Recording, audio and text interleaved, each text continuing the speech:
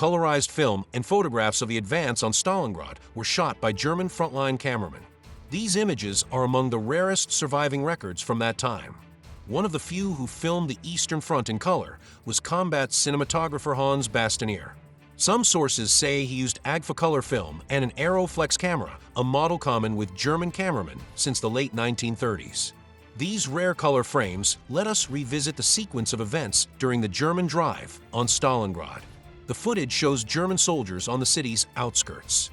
They appear relaxed and confident. They play cards, pose with rifles, and calmly assemble pontoon bridges to cross the river. The enemy seems beaten, and the road ahead looks clear. But this calm is only the quiet before a terrible storm. Stalingrad lies ahead.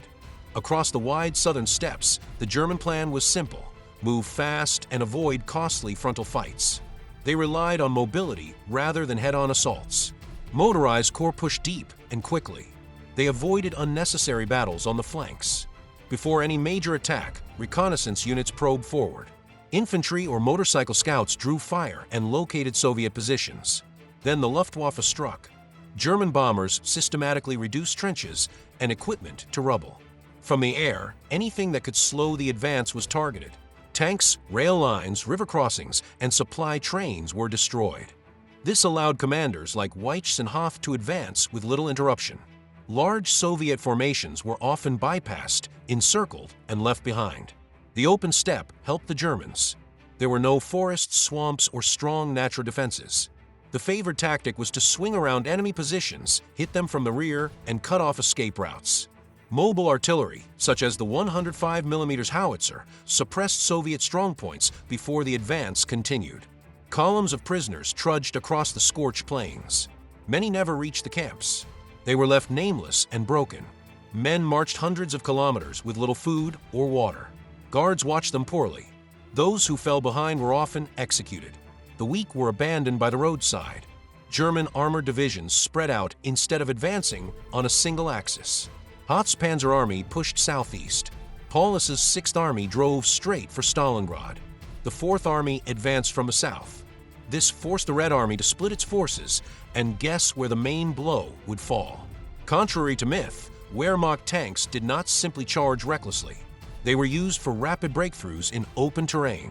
The Panzer III and Panzer IV were well suited to the steppes.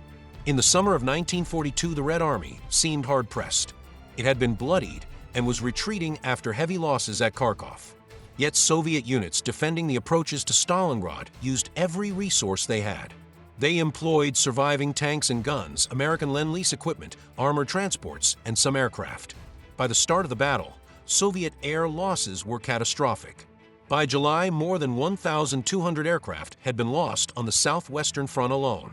Many were destroyed on the ground in Luftwaffe raids. German air superiority turned small rivers on the route to Stalingrad into mere geographic inconveniences. While Soviet units fell back and air units were redeployed, German engineers calmly built pontoon bridges under near-constant air cover. Rivers such as the Seversky Donets, Mayas, Oskol, Eider, and Menik became only brief pauses. At times, the Luftwaffe flew up to 3,000 sorties a day in some sectors. Artillery and air strikes demolished defensive positions before Red Army troops could dig in. Despite the open terrain and enemy air dominance, Soviet forces built layered defenses. They dug trenches, set up gun emplacements, made field airstrips, used camouflage, and set decoys. Every ravine could become a fortress. Every village could be a strong point. Soviet command used an elastic defense. They did not cling to every inch. Instead, they delayed the enemy, struck flanks, inflicted losses, and withdrew to new lines. German forces crossed minor waterways toward the Don and Volga. Those easy gains would later turn into traps. They did not yet know that crossing the Don, especially near the Kalach Bend, would become a slaughter. There the 62nd and 64th Armies waited, with artillery positions disguised as empty ground. During July and August 1942 crossing attempts, the Germans suffered heavy losses. Estimates reach up to 20,000 casualties and significant armor losses.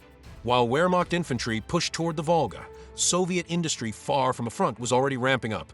Factories in Sverdlovsk, Chelyabinsk, and Omsk forged the steel of future victory. They produced new T-34 tanks, Su-76 self-propelled guns, La-5 fighters, and Il-2 ground attack aircraft, nicknamed flying tanks. These machines would later help trap German forces in the Stalingrad cauldron, and then crush them at Kursk. There, the Germans lost the strategic initiative for good. The USSR was not merely retreating. It was evacuating hundreds of factories beyond the Urals, producing thousands of tanks each month and mobilizing millions of people. Across the southern front, the storm was gathering. The battle that would decide the war's course was forming. Strategic resources, armies, and nations hung in the balance. Everything mattered. Every division, every armored vehicle, every ammunition train rolled toward the Volga. A nation battered after Kharkov still managed to regroup. On July 28, 1942, Order Number 227, not a step back, was issued. This order came from existential desperation. There was nowhere left to retreat. A collapse here might have drawn Japan or Turkey into the conflict.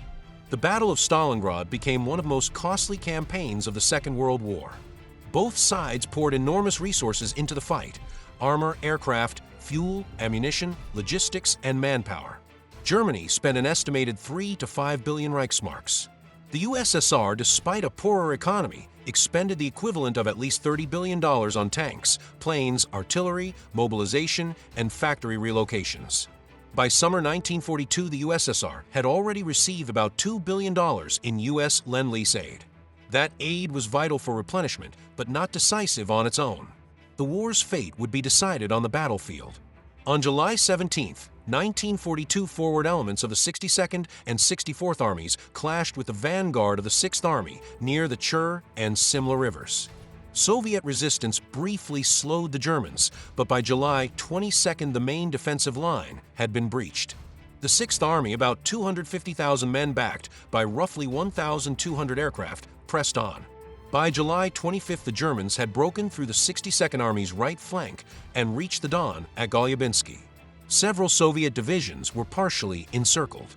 The 64th Army also fell back. Reinforcements arrived when Hoth's 4th Panzer Army, diverted from the Caucasus, reached Kotelnikovo by August 2nd, increasing pressure from the southwest. By mid-August, some units of the 2nd Army were pushed beyond the Don and fought behind enemy lines. A counterattack by the 1st Guards Army stopped the 6th Army's forward push and forced a pause in the German timetable. What had been planned as a rapid drive to the Volga unraveled under stubborn Soviet resistance and mounting logistical strain. In barely 3 weeks, the Wehrmacht had managed to advance only about 100 kilometers, and every kilometer was paid for with fierce, costly fighting at the Don Bend. German units met dug-in defenders, well-placed artillery, and counterattacks that slowed their momentum and inflicted steady losses. Despite these setbacks, German commanders continued to press the offensive. On August 23, the 14th Panzer Corps finally crossed the Don and pushed on to the Volga, seizing key ground that opened a corridor toward the city. The 16th Panzer Division captured Spartanovka, the northern suburb of Stalingrad, severing communications and supply lines and isolating elements of the 62nd Army. Subscribe to History Safe for more rare, restored color footage from across history. Don't forget to like this video, and thanks for watching.